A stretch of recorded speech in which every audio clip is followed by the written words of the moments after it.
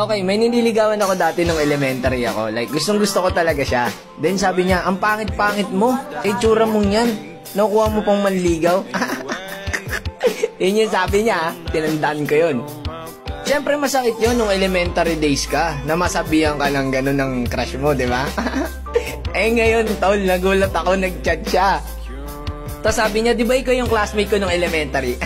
Sabi ko, oo, yung may gusto sa'yo, yung sinabihan mo ng ano, yung lakas ng loob mo, nanliligaw ko pa sa itsura mong yan, di ba yun yung sabi mo? Tapos sabi niya, oo, sorry, mga bata pa naman tayo, yun yung sabi niya. So, ang sabi ko, sige, okay lang yun. Tanggap ko naman eh, kasi pangit naman talaga ako eh.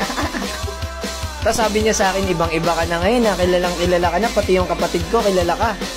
Tapos reply ko na lang, ganun ba? Nag-ML ba si Bayaw? Anong skin gusto niya? Habang tumatagal na nag-uusap kami, inaaya niya ako magkape. Sabi ko, sorry, I'm busy.